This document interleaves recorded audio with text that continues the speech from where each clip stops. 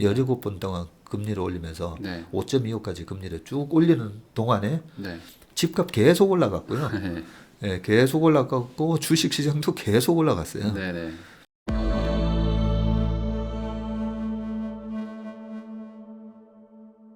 그러면 여기서 이제 금리도 많이들 걱정하시는데 아, 예. 부동산에도 금리가 영향을 많이 주지만 사실 금리가 또 주식 어떤 금융자산 쪽에 더 빠르게 영향을 준다고 생각하는데 금리 인상이 되게 걱정된다는 분들한테 좀 어떻게 생각하는 게 좋겠다라고 말을 해주실 수 있을까요? 예. 그 얘기 있을 때마다 제가 네. 말씀드리는 것 중에 하나가 네. 요 극치론이라고 있거든요. 이렇게 때리면 네. 아무 반응을 안 하죠. 네. 좀 세게 딱 때려야 아야 할 거잖아요. 그렇죠. 그렇죠. 네. 그러면 이렇게 때린 거랑 세게 때린 거랑 뭔 차이가 있죠? 그렇죠. 강도의 차이가 있는 거잖아요. 그렇죠. 때린다고 해서 다 네. 이렇게 부상 당하는 건 아니잖아요. 그렇죠. 그렇죠. 그것 때문에 우리가 금리가 올라간다 간다는 말은 금리가 올라갔던 장에서 보면 부동산이 다 좋았었죠. 금리가 올라갔던 장에서 주식도 다 좋았었어요. 네. 금리가 올라갈 그걸 때는. 반대로 생각하는 분들도 많잖아요. 네. 네. 근데 금리만 올라가면 금리가 고금리였을 때 시장이 항상 망가졌거든요. 네. 그것 때문에 이제 좀 무서워하는 거죠. 음. 근데 그 고금리는 언제냐면 아프게 아프게 때릴 금리가 때. 네, 네. 금리가 아픈 수준까지 네. 때릴 때 네. 위험한 거죠. 그러면 그 아프게와 이게 살살의 차이가 네. 어떤 단기간인가요? 어떤 아니요. 기간일까요? 아니면 아니요. 그 금리 수준인 거죠. 금액의 절대값? 네. 네. 금리의 수준인 건데 그러면 지금 부동산을 투자를 할 때 이 금리랑 감안을 해서 뭐 그냥 강남에 네. 상가나 건물이 요즘은 한 2%도 잘 안 나오잖아요. 네. 네. 그러면 2%인데 예전에 아주 오래전에 사셨던 분들은 부채가 없지만 네. 신규로 내가 빌딩을 70억짜리를 한번 사볼까 하는 분들 입장에서는 일단은 내 돈 한 30억, 네. 2, 30억 하고 40억 정도 땡겨와야 되는데 네. 이 40억을 땡겨왔을 때 금리가 아주 부담스럽죠. 그렇죠. 뭐 월세로 감당이 안 되는 물건들이 태반이에요. 대반이잖아요. 네네. 그러면 지금 2%도 안 나오는데 지금 대출 금리가 뭐 이제 뭐 신용이 좋으신 분들은 원래는 좀 금리가 낮았으니까 네. 근데 3% 넘어가고 3.5, 4% 되면 분명히 상가랑 그런 상업용 부동산에는 반드시 저는 영향을 미칠 거다는 생각이거든요. 네. 네. 그리고 아파트도 마찬가지죠. 내가 사야 될 집을 이제 하는데 근데 이 아파트는 조금 다른 면이 있잖아요. 무이자 대출을 받을 수가 있잖아요. 네. 전세. 네. 전세라는. 그래서 좋은 아파트일수록 전세 비율이 높잖아요. 네. 네. 예, 그렇죠. 재건축 아파트는 전세가가 낮아서 네. 갭투자하기가 힘들지만 그러면 10억짜리, 15억짜리 네. 전세 12억 주고 사면 되니까 네. 그럼 12억은 무이자니까 금리가 영향을 못 주는 거죠. 네. 한국은행이 이번에 0.25 올려봐야 네. 아무 영향이 없어요. 네. 네. 그런 차원에서 이제 최근에 금리가 제가 봤을 때는 이 주택 시장 특히나 고급 아파트나 이런 부분에 있어서는 영향을 좀 못 주는 면이 있고 네.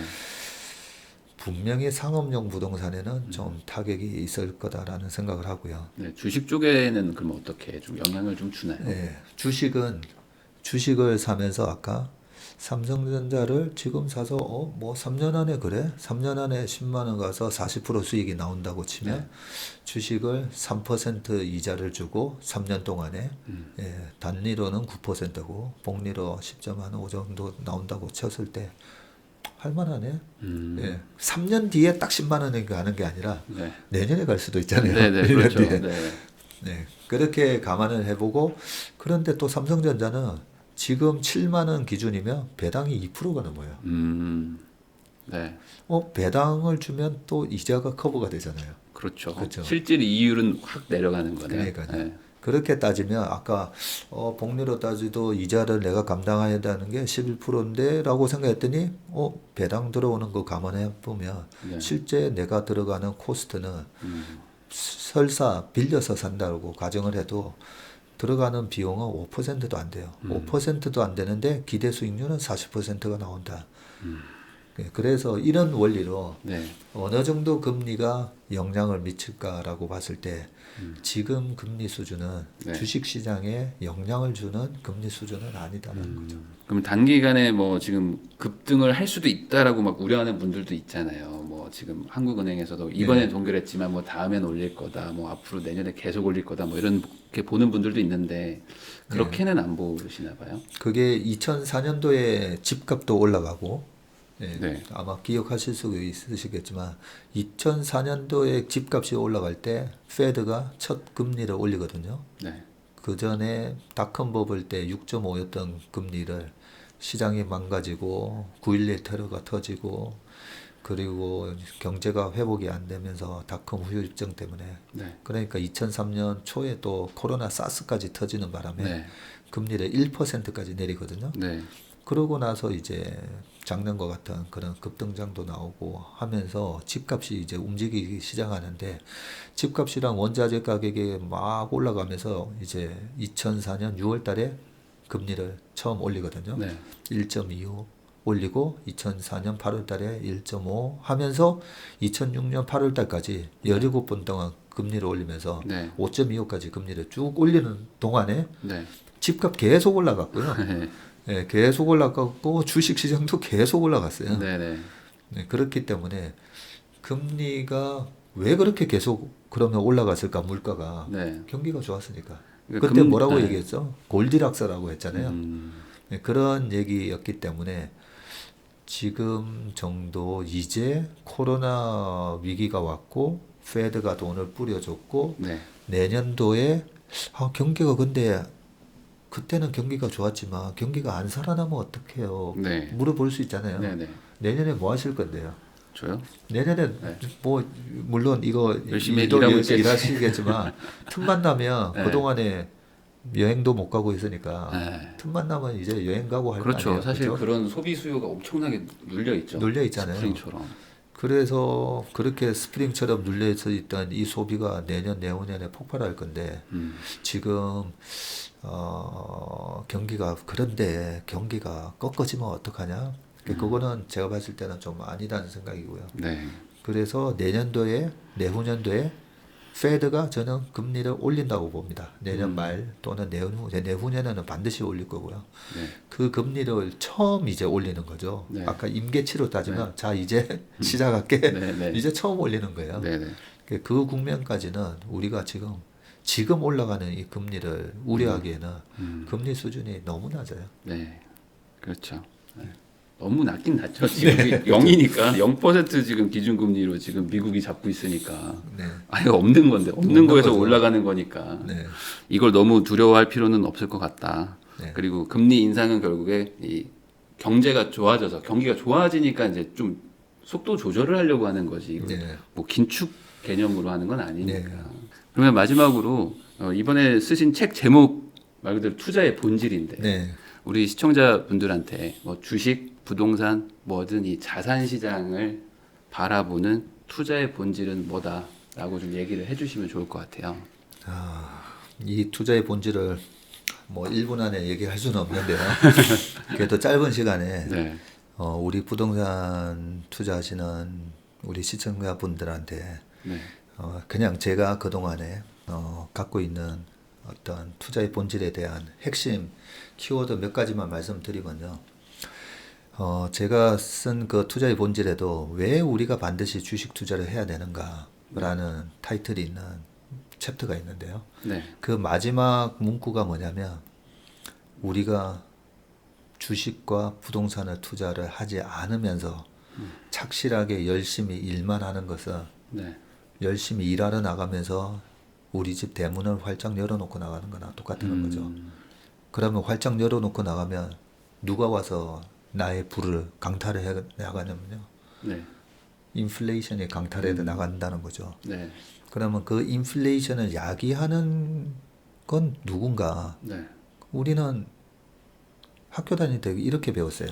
경기가 좋으면 인플레이션이 오고 네, 경기가 안 좋으면 디플레이션이 오고 네, 작년에 그렇게 안 좋았는데 디플레이션이 온 게 아니잖아요. 네, 네. 엄청난 물가 폭등이 왔죠. 네. 주가가 폭등했고 집값이 올라가고 그렇게 정부에서 규제를 함에도 불구하고 전 세계 집값이 다 올라갔어요. 네. 2009년도에도 마찬가지였고 네. 그래서 제가 책에는 그 인플레이션의 원흉이 누군지는 안 적어놨지만 네. 인플레이션의 원흉은 연방준비은행 네. 그리고 유럽 중앙은행 네. 그리고 뱅크 오브 재팬 네. 이런 기축통화국들이 네. 돈을 너무 많이 찍어가지고요. 네. 그 돈을 어디까지 찍어야 되냐면요. 국부론에도 적혀 있지만 우리가 만든 제품, 우리가 만든 서비스 그 정도만 돈을 찍어야 돼요, 원래. 네. 근데 돈을 얘네들이 어마어마하게 찍었어요. 네. 베트남 전쟁할 때도 엄청나게 찍고요. 네. 그 이후로도 틈만 나면 근데 미국이 왜 돈을 찍어야 되냐면 네. 미국은 만성 적자국이잖아요. 그렇죠. 무역 수지 적자국이잖아요. 네. 수입과 수출을 하는데 걔네들이 벌어들이는 달러보다 나가는 달러가 훨씬 많은 거죠. 네. 그러면 진작에 망해야 되는데 계속 돈을 찍어야 되는데 그냥 찍으면 미국의 국채를 많이 들고 있는 중국부터 우리나라 등등해서 이제 발끈하니까 돈을 찍어내는 명분이 필요하거든요. 네. 그 명분이 코로나 바이러스, 음. 네, 9.11 테러, 네. 아니면 미국의 금융위기 등등을 빌미로 아니면 그리스 사태, 네. 아시아 외환 위기, 아시아를 구하기 위해서 돈을 찍어야 돼. 네. 이런 식으로 계속 돈을 찍습니다. 그래서 금리 얘기하셨는데 네. 금리는 실질 금리가 있고 인플레이션에 의한 기대 인플레이션이 반영돼서 금리가 형성이 되는데 이 실질 금리가 돈의 수급과 공급의 수요와 공급에 의해서 이루어지는데 돈을 너무 많이 공급을 해버리기 때문에 네. 실질 금리가 안 올라가는 거예요. 그럼 안 올라가면 우리가 투자를 할 때 금리가 올라갈까봐 그걸 무서워해야 되는데 네. 안 올라가요. 왜냐하면 돈을 너무 많이 찍어서 돈이 너무 귀하지가 않아요. 네. 네, 제가 돈을 좀 빌리려면 돈이 귀하면 아유 정 대표님 제가 아실 소리. 네, 10% 드릴게. 10% 드릴 테니까 돈 좀 빌려주세요 해야 네. 되는데 돈 빌려주겠다는 데가 널려 있어요. 너무 많으니까. 그렇기 때문에 우리가 평생 살아가면서 이 기축통화국들이 돈 찍어내는 이 시스템이 바뀌지 않으면 이 인플레이션은 금리가 그 경기가 좋아지면 집값이 올라가고 경기가 좋아져서 돈 번 사람들이 많아서 집을 샀다가 경기가 안 좋아지면 또 물가가 내려가고 이게 아니다는 거죠. 우리가 그 자본주의의 원리를 우리가 살아가고 있는 이 자본주의의 원리를 알고 우리가 투자를 해야 되고요. 네. 두 번째는 그렇게 그러면 인플레이션이 우리가 살아가는 평생 있을 건데 네. 어떤 자산을 사야 되느냐. 제발 주식을 하든 네. 부동산을 하든 네. 잡주를 하면 안 된다는 거죠. 제가 네. 늘 당부드리는 게 작년에도 우량 주식을 사세요라고 계속 말씀드렸던 게 우리가 투자의 습관에 네. 조금만 저런 거 뭐 부동산에는 잡주에 해당되는 게 보면 한 번씩 보면 부동산 투자에서도 다 날렸다는 분들 있잖아요. 네, 있어요. 네. 네, 이상한 딱지가 네, 뭐 그런 거 분양권 사서 뭐 여러 개 사서 사가지고. 능력보다 막 엄청 크게 샀다가 그쵸. 쫄딱 망하시죠. 그런 경우가 있듯이 우리가 투자를 할 때 우량 자산, 핵심 자산을 사는 버릇을 들여야 되고 아까 제가 말씀드렸잖아요. 아니 근데 좋은 아파트들은 가격이 너무 비싸서 살 수가 없어요라고 하는데 전세 비율이 높아서 오히려 갭 투자하기가 훨씬 낫잖아요. 네. 그런 개념처럼 우리가 보면 핵심 자산이 너무 비싸서 그걸 내 돈으로 다 살려고 생각을 하면 어려운 거지 실질적으로는 보면 핵심 자산을 사는 게 삼성전자도 이제는 액면 분할해서 뭐 6만 원, 7만 원 하고 있잖아요. 옛날에는 50배 더 해가지고 지금 네네. 가격으로 따지면 5, 7, 2, 35 하면 350만 원이거든요. 네네. 한 주에. 네. 그런 것처럼 투자의 본질에서 우리가 그렇게 장기적으로 이 인플레이션 시대에서 내가 핵심 자산을 계속 모아가는 전략. 그 전략으로 가야 되는데 그 투자의 본질에 제가 그렇게 적어놨어요. 대중들이 인지하지 못할 때 들어가야 돈을 번다는 거죠. 네. 대중들이 와 누가 해서 주변에서 다 좋다라고 해서 부동산이든 주식이든 사면 늦다는 거죠. 그러면 그거는 포모 현상이라고 네. 거기 쏠려서 사는 건 뒷북치는 매매밖에 안 돼요. 그래서 우리가 항상 과거의 역사를 보면서 아, 이럴 때는 이렇게 자산 가격이 이렇게 되구나라는 이 자산 가격의 변동성과 패턴을 이해를 해서 네. 좋은 자산을 웬만하면 싸게 네. 사는 게 중요하다. 그렇게 말씀드리고 싶습니다. 이 인플레이션이라는 게 시장의 기본 작동 원리이고 네. 돈의 가치는 계속 하락하기 때문에 네. 실력을 키워서 빚을 뭐 질 수 있다면 지더라도 남의 돈을 이용해서 나의 좋은 우량 자산을 사라. 네. 이 말로 정리를 할 수 있을 것 같습니다. 그럼 이것으로 채슬리 주식회사의 박세익 전무님과 인터뷰를 마치도록 하겠습니다. 많은 도움이 되셨기를 바랍니다. 다시 한번 나와주셔서 감사합니다. 고맙습니다.